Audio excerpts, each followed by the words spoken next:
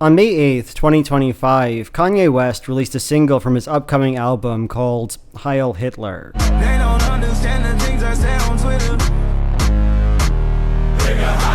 In the song, Kanye repeats the phrase N-word Heil Hitler over and over again, and he plays a soundbite from the Führer himself, a campaign speech he delivered in 1935.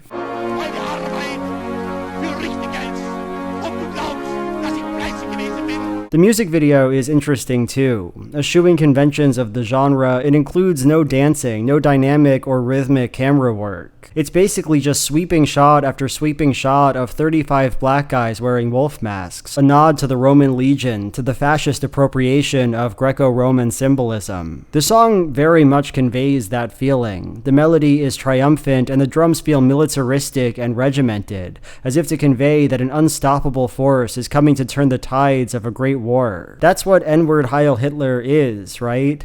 A war chant.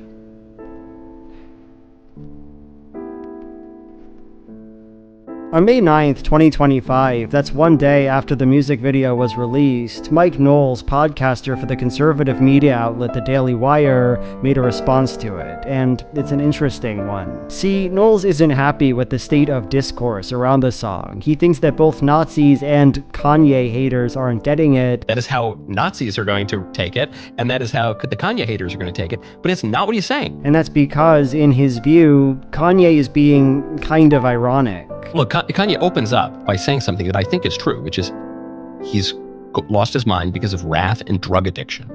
I think he's admitting that. I think that's pretty sincere. And that sets up the rest of the song to say, don't take this literally, or, don't take this sincerely. The point is actually that Hitler is bad, and everybody just missed it. And here's the thing that really jumps out to me, his interpretation isn't that crazy. I can imagine agreeing with him. Mike Nolles is right. Kanye does begin by saying he's not in his right mind, that he's angry and grieving and doesn't know what to do with his feelings. I got so much anger in me, got no way to take it out. He's right. Just before Kanye says N-word Heil Hitler, he says, I became a Nazi, yeah, bitch, I'm the villain. Aren't villains definitionally bad? Doesn't that mean that he's bad and that you shouldn't listen to him? I'm not in my right mind. I'm not thinking logically. I'm just full of anger and wrath and sin and vice. And I'm the villain. So, Heil Hitler, I'm a Nazi. Finally, we could talk about the art made for the song. It's this freaky little guy. It wants a horny demon and a swastika. A suggestion that Kanye considers Nazism an evil thing. Taken all together, doesn't it make sense to look at this music video as a kind of absurdist, almost Dadaist work of art? Kanye has gone as far as he could. He has broken all taboos, and what he found on the other side was emptiness and sin. That's what the song is about. This is the song that he says at the top, I've reached rock bottom. I'm a villain. I've lost my kids. I've lost my money. I've lost my everything. I'm a villain. So then how do you become good again? This all sounds really good, and what's more, it's satisfying to say. Kanye West's fascism song is secretly moral and profound. It's a clever, contrarian feeling interpretation, and isn't that what the media analysis game is all about? Clever, contrarian interpretations. Even so, I don't buy it. This reading is just too neat for me, too cute. Something feels left out. So let's try to fill in the blanks.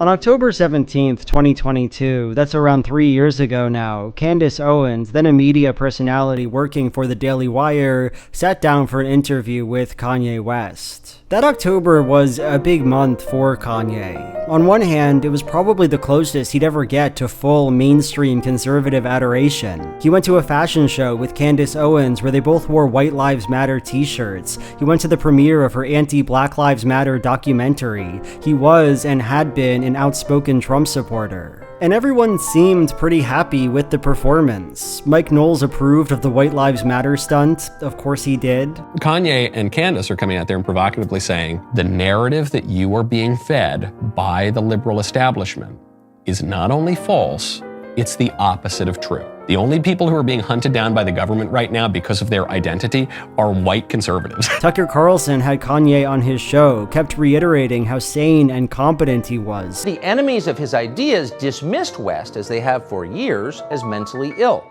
too crazy to take seriously. Look away, ignore him. Salivated at every word out of the man's mouth. So I really don't care about people's response to that. I perform for an audience of one, and that's God. I'm starting to see why they want to make you be quiet. Ben Shapiro, co-founder of The Daily Wire, loved the interview, thought Kanye did great. Frankly, it sounds fantastic.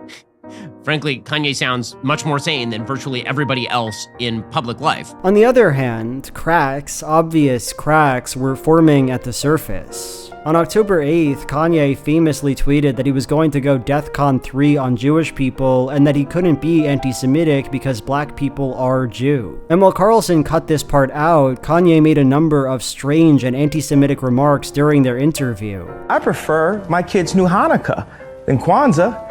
At least it will come with some financial engineering. These clips didn't stay buried long. They emerged just a few days after the conversation. And when Candace sat with Kanye late at night on the 17th, not in a studio, but in Candace's living room, you could feel that tension, that uneasiness. People don't actually understand.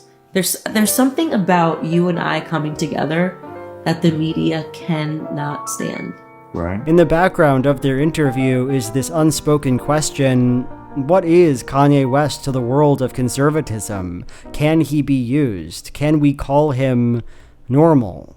There are a number of moments in the interview where it seems that Candace is trying to moderate Kanye, protect him from his own words. Around 25 minutes in, after Kanye had already talked at length about his grievances with the Jews, Candace says this. You are talking about an industry where there are Jewish executives, and that's the first time I've actually heard you say Jewish executives. Mm-hmm. And I think before, the way that they were trying to sort of callously interpret it was that you meant every single Jewish person in the entire world. Every person walking the street has this power. The media callously interpreted Kanye's DEFCON 3 on Jewish people tweet. All Kanye meant was that there's a lot of Jews in Hollywood, and why can't you say that? And they have a similar interaction just a minute later. Jewish people have bought the black voice. And that's what you meant by it, is that they're disproportionately represented in media, and so if something that you say is something that they don't like, they won't allow you to have it said. That's what you meant. That's getting more specific. Candace seems almost excited by the idea that Kanye had some specific grievance, that his problems can be narrowed down, treated as legitimate or well-founded. The problem, though, is that it doesn't hang together. This interview is an hour and a half long and unedited, and it's very obvious that West does not have a clear idea what he's talking about. For one thing, he doesn't have any specifics. Like, he says this at one point. If I hadn't went so far, said the word DEFCON, right, DEFCON, then we couldn't have had an open conversation about what Jewish execs are specifically doing. All of the conversation would have been said to be hate speech. That he made his DEFCON tweet to open up the conversation so he could talk about issues he'd had with Jewish businessmen. And even leaving aside how absurd that claim is, we must recognize that it's also a lie. Kanye never talks in this conversation or otherwise about any of his shady business dealings, never names names, speaks of bad deals. Look, we could talk about the entertainment industry as much as we like. I have no doubt that it, like any industry, is sometimes cutthroat and brutal. But Kanye is a very wealthy man, right? For 3 years, Forbes wouldn't call me a billionaire. It is important if people are calling you crazy to be like, oh, but I'm a billionaire. So how much, really, could the Jews have screwed him over? What did they do to him? How unfair was it?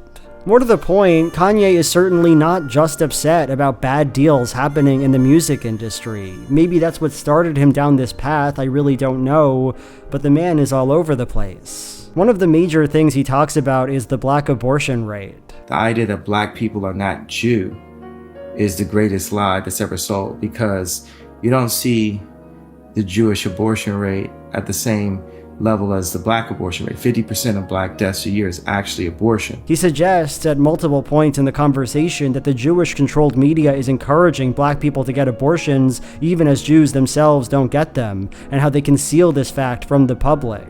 But then you ask the question, you can't even Google, like when you Google Jewish abortion rate, it'll be one piece of information. The next information is like from 4 years ago or something. There's no information. He likens this arrangement to the Holocaust. Charlie said, hey, I want to take you to the Holocaust Museum. And I said, I want you to go to our Holocaust Museum, Planned Parenthood.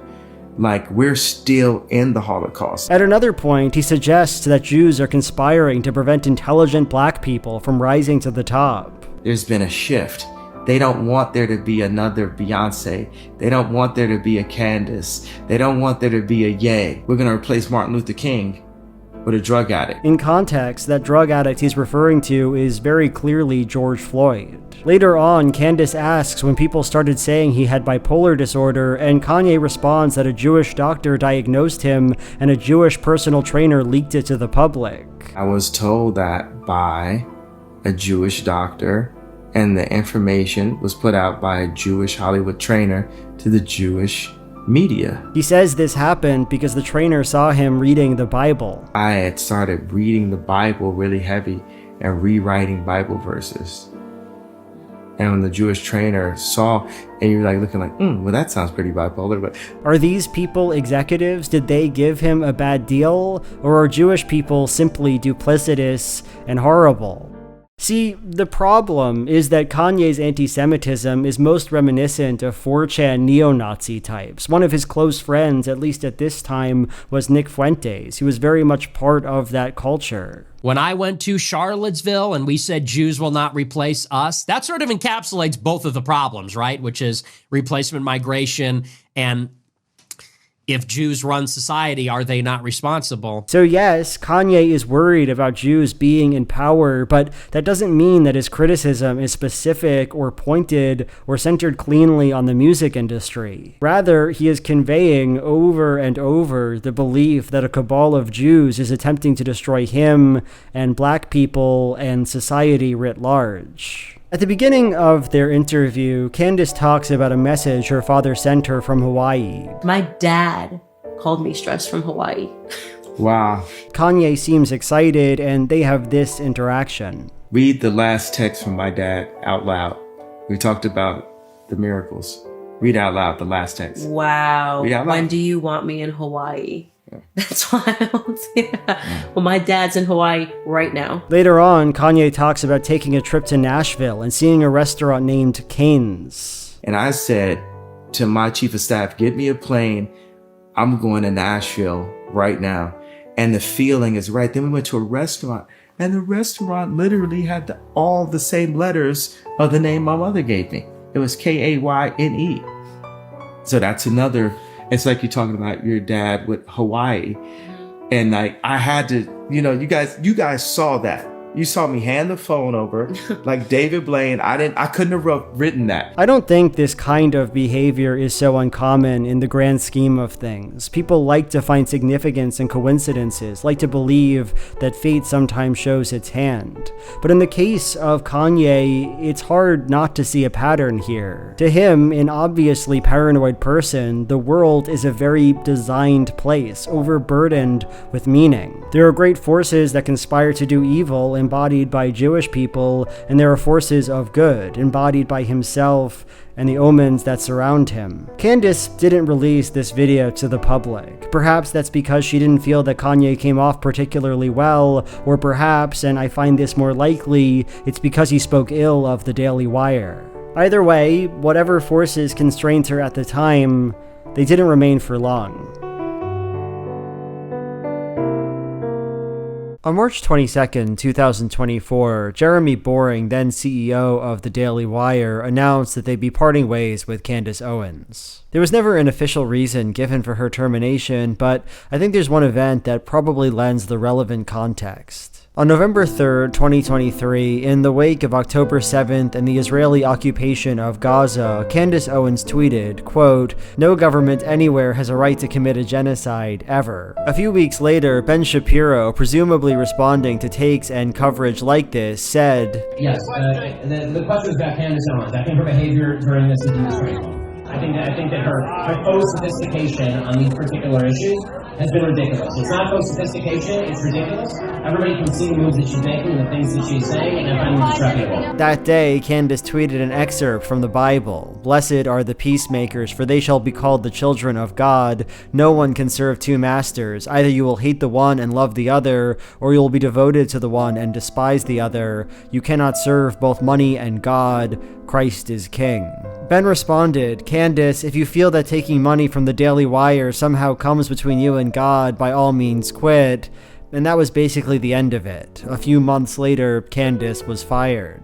Because there's never been an official or detailed explanation from the Daily Wire, there remains a lot of unknowns here and impenetrability. Was Candace fired because she acted like an anti-Semite? There's a pretty strong case for that. The phrase "Christ is King" is sometimes associated with American fascist movements. Nick Fuentes, for example, gave a speech and had that phrase chanted at him. Christ is King! Christ is King! Christ is King! And while Candace denies that she intended such an association, who knows what's true. Either way, the tweet itself leaves a bad taste in my mouth. Ben Shapiro has chosen money over God. He's defending Israel because of greed.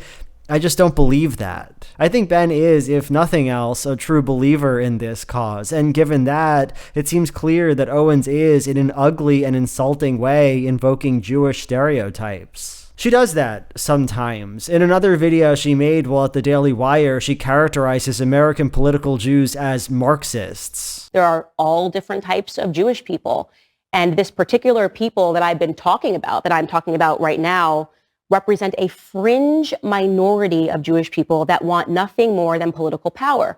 It is just like Black Lives Matter. These people are ultimately Marxists, okay? These individuals are evil Marxists. They do underhanded things, underhanded tactics to freak people out and to ultimately cause division. Right? Which is not only obviously absurd, but also reminiscent of the Nazis, who fearmongered about conspiratorial Jewish Bolshevism. It's clear, to me at least, that Candace Owens did smuggle some pre-existing anti-Semitic sentiment into her rhetoric on Palestine. So, is that it? Is that the only explanation we need for her termination?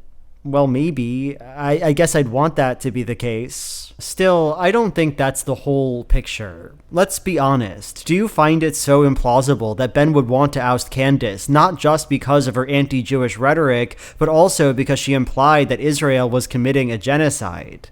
I don't. After all, that's why he called her disgraceful and faux sophisticated in the first place, right? When Shapiro is asked to justify the Daily Wire firing Candace Owens, he always uses the same example. So the Daily Wire would not have a host, would not pay a host who was staunchly pro-abortion. They would have no obligation to pay a host who is staunchly pro-abortion. And I think it's a telling and interesting line. In 2003, when Ben Shapiro was 19 years old, he wrote an article called "Transfer is Not a Dirty Word." In it, he argues quite explicitly for the ethnic cleansing of Israel, not just of the Palestinian population living in Gaza and the West Bank, but also of the Arab Israeli citizens. It is an ugly solution, he writes, but it is the only solution. Yes, he uses the word solution. Now, Ben has retracted that article on multiple occasions, calling this solution inhumane and impractical, a moral and philosophical error. Still, this article speaks to the world Shapiro inhabits and inhabited, the education he received. It's haunting to me.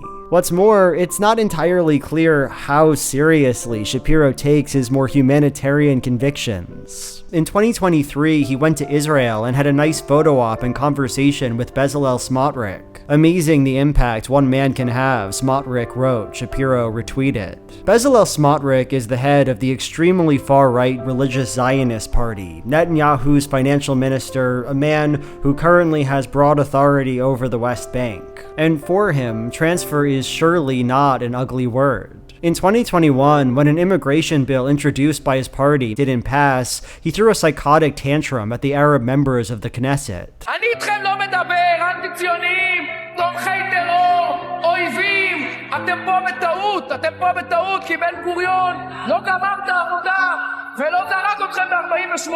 He would go on to say, in 2025, the Palestinians will be totally despairing, understanding that there is no hope and nothing to look for in Gaza, and will be looking for relocations to begin a new life in other places. Shapiro never aired any criticisms of a man who clearly supports ethnic cleansing, at least none that I can find, and that makes sense, right? Shapiro is plainly and radically on Team Israel. He certainly doesn't believe the state is doing anything morally wrong, quite the opposite. What is Israel doing right? What is Israel doing wrong in this very specific current war. From an American perspective, I think that Israel is doing pretty well. From an Israeli perspective, if I were Israeli, I would actually want Israel to be less loose about sending its soldiers in on the ground level. Look, again, we don't know what happened with Owens, and I don't deny that her conspiratorial anti-Semitism was probably a factor in her contract being terminated.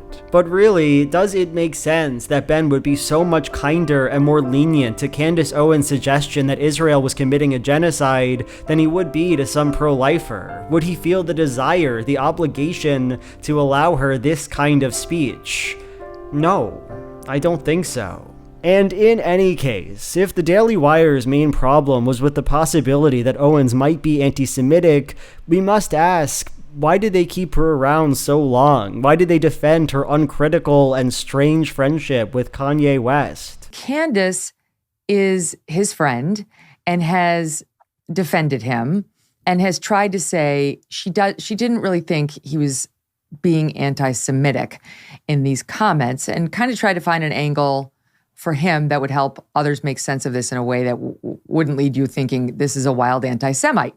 So then, as I understand it, everybody turned to you guys, you and Ben, are like, fire her ass. And I think that's fair. That's right. I think she defended her friend Kanye. I'm not going to ask you to pile on. I'm not going to ask you to disassociate. You know, the actual person, Candace, is actually friends with the actual person, Kanye West. Why did they fire her at the moment it would look best for her? Why did Ben Shapiro, why did the Daily Wire only care here when it was already far too late?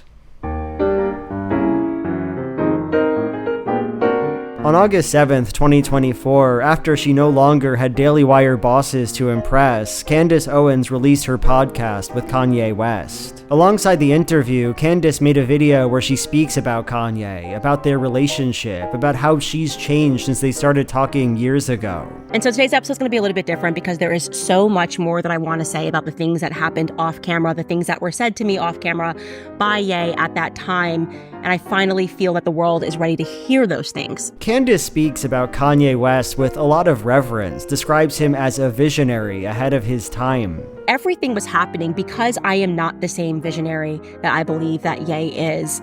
I did not know. I want to be honest with you. I did not know what on earth he was talking about. But when you actually listen to the story she tells, her account of Kanye off the record, it sounds more uncomfortable than anything else. She talks about how he laid all these far-flung theories on her, claimed that Michael Jackson was killed by some Hollywood Jewish mob. When you say to me, as he did, that they killed Michael Jackson, it's quite a heavy thing.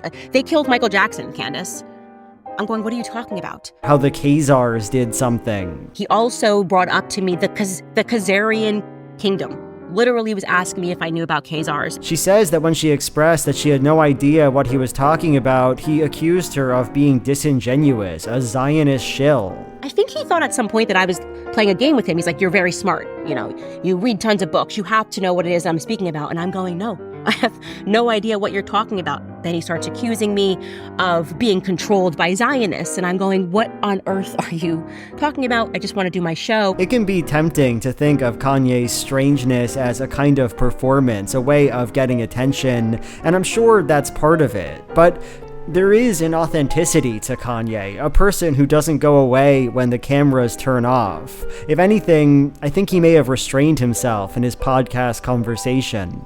Still, whatever tension may have existed between Candace and Kanye, it's all water under the bridge now. Candace has done the reading. She knows about Michael Jackson. She knows about the Khazars. Again, if you're watching this series now and we're starting to speak about things historical, speaking about who the Khazars were, who the Khazars potentially are. She even adds a few theories of her own, talks about how Freud walked back his seduction theory of hysteria in order to protect his pedophile friend. You can discern from his letters that Sigmund Freud's father was a pedophile, that Sigmund Freud was covering up for pedophiles. Talks about an old book called Hollywood Babylon by Kenneth Anger that proves that the entertainment industry was founded by degenerate Satanists.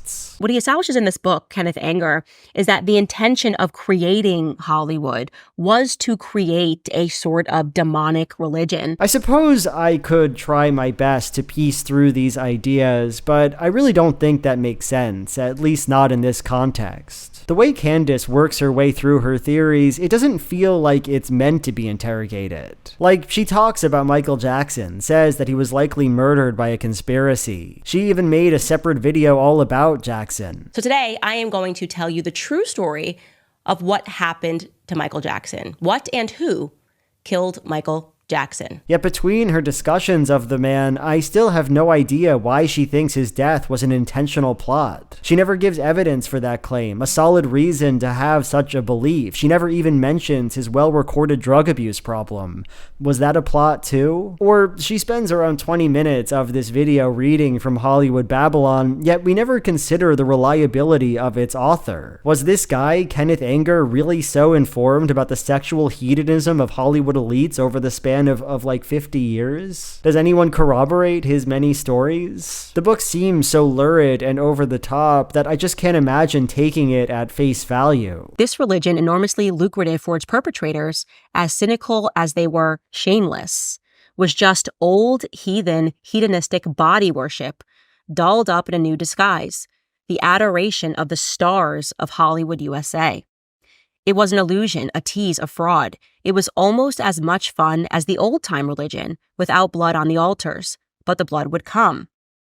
He then talks about, the star worship of the heavenly bodies. This entire video feels like a hallucination, and I can't help but ask, for what? She wants us to accept that Kanye was destroyed by yellow journalism, that the Jewish media manufactured claims about his mental wellness and anti-Semitism because he refused to play their game. So much of what Ye was trying to communicate to me was very plausible, like this conspiracy of agents working with lawyers, working sometimes with people's managers and agents to effectively get somebody kicked out of Hollywood via the means of yellow journalism, just lying profusely about somebody. But I'm sorry, that's just not possible. People don't think poorly of Kanye West because he was diagnosed with bipolar disorder by a Jewish doctor. Why would they? No, the public turned on Kanye because he tweeted that he was going to go DEFCON 3 on Jewish people, because he wore a White Lives Matter t-shirt, because he talks about how Jews are conspiring to increase the black abortion rate, because he said that slavery was a choice, because he went on the Alex Jones show and said he especially loves Adolf Hitler. There's a lot of things that I love about Hitler. These are events that objectively happened, and there are lots of them, so many. What is left here for yellow journalism? At one point in their original interview, Candace and Kanye have this interaction. They wouldn't let us talk on Daily Wire, specifically for me having the claim, the possibility that the darker Jew known as blacks that came from Africa could possibly be Israelites, that could possibly be Jew.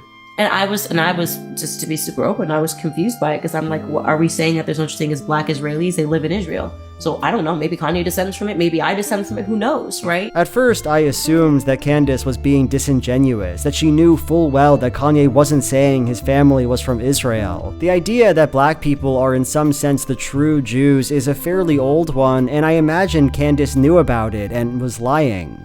But now, I'm not so sure. Maybe she was genuinely confused. Maybe she was really trying to make it make sense, backfill any rationale, any justification that could remotely fit. Now, though, there is no need for lies or justifications, for particular grievances to be aired, for ideas to be explained. Hollywood is filled with Jewish Satanists, and this book says it always has been, and that's connected to Sigmund Freud and to seduction theory, and that's why we know that Kanye was MK Ultra'd. I believe that Kanye West was MK Ultra'd. And both of our fathers have some recent connection to Hawaii, and a restaurant in Nashville has a name that sounds like Kanye. On May 12, 2025, Ben Shapiro released a video responding to Kanye West's song Heil Hitler. The video is really what you'd expect. Shapiro doesn't approve of the song, and that makes sense. I mean, two things can be true at once. One, mental illness. Two, hates the Jews. Both can be true. And in fact, in Kanye West, are true. But what I find striking about it is the sort of desperate energy that it has. I'm just pointing out that many of the people who are very enthusiastic about Kanye West making common cause with people on the right are utterly silent when it comes to his absolutely open shift into Nazism. Many of the people who call him friends and acquaintances and people, like, where are they? Do they have anything to say about this or no? It's still about the Jews. Now, I don't know who Ben Shapiro is referring to here. Maybe he knows tons of people who are personal friends with Kanye West, but I think we can safely guess one person he's talking about, Candace Owens. And here, it almost feels like he's pleading with her. Candace, is there ever a point when enough will be enough? Do you care at all what this man is saying? For the record, she doesn't care. She made a video around this time where she mentions the song and has little to say. Kanye is an incredible producer. That melody is catchy. As I've said yesterday, I'm extremely disappointed in how catchy the beat is. You hear it once and it does not get out of your head. Isn't it telling and important that this sort of thing is being censored? What does that mean? All my N-words Nazis. He didn't get banned for saying the N-word. He got banned for saying Hail Hitler. And so it's interesting to see people now having that debate and having that discussion. That's about it. At another point in his video, Ben Shapiro says, turns out that some rules exist for a reason. And like being against Hitler seems to be I don't know, call me controversial, call me crazy. Hitler seems bad. I don't know. I feel like Hitler was not a good person. And I feel like the things he did were bad.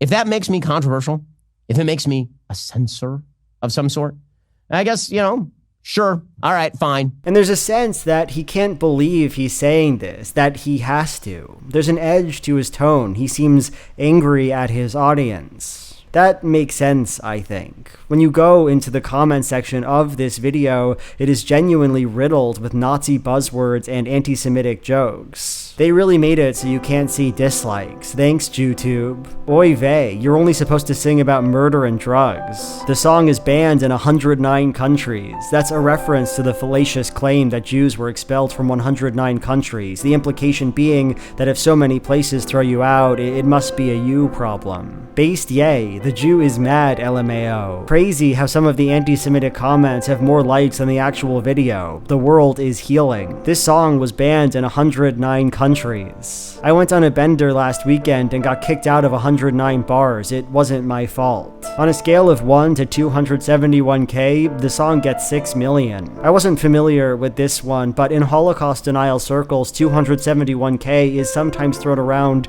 as the actual number of Jews who were killed. Oy vey, shut it down. That song is literally gas. 109 countries for a reason. The world owes the Austrian painter an apology. Perhaps that list got dull, but for the record, it took me less than 5 minutes to compile it. It's the majority of the comment section, and I'll scroll by the most recent comments here. You can see it for yourself. It's hard to gauge public opinion from something as performative and capricious and self-selecting as an online comment section. Sometimes what looks like a crowd is in fact just some guy's fandom getting activated, a forum somewhere deciding to bombard a creator. Indeed, Nick Fuentes, longtime hater of Shapiro's, tweeted about the video, no doubt fanning the flames. And yes, many of those comments have thousands of likes, but it could very well be the same thousands of people spamming the like button on each other's posts. Still, let's not be too cautious here. I don't think Ben in this video is fighting a mirage, that he's mad at a few meaningless trolls. The numbers don't tell that story. Since leaving the Daily Wire and leaning more and more into conspiracy theories, Candace Owens has become unbelievably successful. Her YouTube channel regularly gets millions of views. She runs the 9th biggest news podcast. Her career is very much on the upswing. And her video where she blows off Kanye's song didn't get any comments calling her feckless, accusing her of being too comfortable with naked anti-Semitism. This pressure only goes one way. The whole thing leads us to one conclusion, and I think Ben Shapiro is having a hard time with it. That if the Daily Wire started peddling conspiracy theories, started throwing around oblique references to the Jews and their harmful effect on society, the audience wouldn't care that much. People would like it fine, and it would make for good content.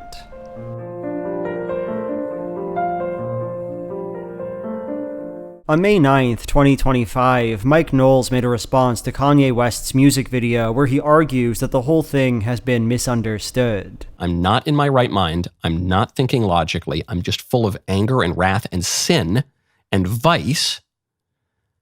And I'm the villain. So, Heil Hitler, I'm a Nazi. If nothing else, it's an argument that makes intuitive sense. Lines like, people don't understand the things I say on Twitter, N-word Heil Hitler, are just kind of funny, and when we see things that make us laugh, we often assume they were built that way on purpose. Still, the argument doesn't add up. Is Mike Knowles aware of Kanye West? Perhaps if Heil Hitler was a track from the peak of Kanye's career, when he was still widely understood to be a brilliant and fairly progressive songwriter, we could have an argument about this, but it wasn't. Kanye has been almost singularly devoted to the project of anti-Semitism for years now. There is no reason to think it's all been a joke. A few days after the song was released, Kanye tweeted, "I am done with anti-Semitism. I love all people. God forgive me for the pain I've caused. I forgive those who have caused me pain." He seems to have reversed course since writing that, tweeting, "Shopify is currently holding $4 million of mine. Just to put it in question form, who do you think Shopify is ran by?" But the point remains, why renounce his hatred of Jews in such an earnest post if the hate was never meant earnestly? No, I think Knowles is clearly missing something here. Does Kanye West imagine himself as a card-carrying Nazi? I don't know, but my guess is probably not. Still, that doesn't mean he's mocking that identity. Rather, I think Kanye is saying something like, "You cast me as a villain, you shamed me over my anti-Semitic beliefs, a gang of Jews in Hollywood conspired to destroy my life. Now I speak out and that Jewish gang who controls the media calls me a Nazi. So fine, I'm a villain. Heil Hitler." In other words, Kanye is martyring himself and saying he was radicalized by that martyrdom. And the thing is, as absurd as it might seem, that kind of gesture is common. It's almost banal. On November 6th, 2024, a Twitter account posted the question, "Why are Gen Z males the fucking Hitler youth?" Wokehammer Els, an account that splits its time between conservative and Nazi memes and pictures of Warhammer figures, responded, "Very easy answer as a Gen Z man. You kept calling us evil because of immutable characteristics, stole our future, denied us our birthright, and corrupted our hobbies. All you had to do was be normal and not be crazed ideologues. So I ask you this in return, how does it feel to look at the monster you created?" This person calls himself a monster. He seems to feel he is enacting or wants to enact something evil. Yet this is justified because his birthright was stolen somehow, because people are engaging with video games and Warhammer in ways he doesn't like. Is he joking? On September 9th, 2024, J.D. Vance, then vice presidential nominee, tweeted with no evidence that Haitian immigrants in Springfield, Ohio were abducting and eating dogs and cats. The next day, Donald Trump repeated that claim during a debate with Kamala Harris. In Springfield, they're eating the dogs, the people that came in, they're eating the cats, they're eating the pets. When asked to defend his remarks, Vance claimed that the media had ignored the harm caused by these immigrants for too long, necessitating the, as he calls them, cat memes. I've been trying to talk about the problems in Springfield for months, and the American media ignored it. The American media totally ignored this stuff until Donald Trump and I started talking about cat memes. If I have to, but it wasn't just a meme, create stories so that the American media actually pays attention to the suffering of the American people, then that's what I'm going to do, Dana, because you guys are completely letting Kamala Harris coast. The media backed him into a corner, so he had to lie about legal immigrants working in the US, say they were kidnapping people's pets. Is he joking? On August 7th, 2024, Candace Owens made her retrospective on her conversation with Kanye West. At the end of the video, she starts talking about herself. Black artists who are talented, who come out, and when they're existing within a corporation, they're adored and they're applauded. I mean, I'm out there speaking about Black Lives Matter, and that media said, go Candace, we love you. When I said, wait, actually, I don't agree with this many children dying. I don't agree with any of this. Then flipped, did a complete 180, tried to wacko Cando me, tried to pretend that I'm completely illogical and coming apart. Now, I don't know this, she doesn't say it explicitly, but there's this sense that the way that Ben Shapiro treated her, the way the media treated her, was part of what truly convinced her that Kanye West is a visionary, that Hollywood is and always has been filled by Satanists, that the world is governed by these massive conspiracies. She saw the beast herself, it tried to MK Ultra her too, and so Kanye must be right about everything. Is she joking? On October 17th, 2022, Kanye had his podcast with Candace Owens. Toward the beginning, he explains why he decided to post his DeathCon tweet. And the reason I said it like that is just to say, I know you guys are going to call this anti-Semite, and I'm not afraid of that title. Now I'm going to lean into that title, so call me whatever you want. Kanye had to be an anti-Semite because that's what they were going to call him anyway. They don't understand the things he says on Twitter, so why not just cut to the chase? Is he joking?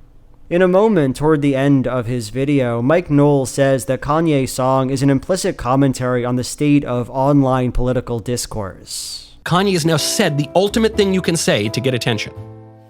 He said it on the Alex Jones show, I love Hitler, and now he's done a whole song about this. There's nowhere to go. You know, even you think about political commentary. 15 years ago, if someone said, I support the Constitution, I want to cut taxes, that was extreme. Then 5 years ago, if someone said, I don't know, I don't think a man can be a woman, that was extreme. Now this is all blasé stuff. People need more. If you are engaging with politics, not to be civically engaged and to advance the common good, if you're just engaging in it for a dopamine hit, as many people do, then this is it. Now you've reached the end of the road. It's a dazzling moment, I think. One where Nolles speaks with an unexpected clarity and self-awareness. When he says it used to be the case that saying trans people weren't valid was shocking enough, it's hard not to think back to his own comments. His claim that transgenderism should be eradicated from public life. Transgenderism must be eradicated from public life entirely. The whole preposterous ideology that a man dressing in women's clothes is an obscenity and therefore not protected by the First Amendment. Should we have the freedom of expression? The First Amendment? That's what it's all for. There's no First Amendment right to obscenity, first of all. But second of all, it's obscene for me to wear a dress. In this way, Nolles is tying himself to the grand conservative project that Kanye has now finished. And where else can we go from here? What more can we say? And yet, Michael can't live with it, not completely. Kanye, as it turns out, didn't mean what he said. He couldn't have really meant it.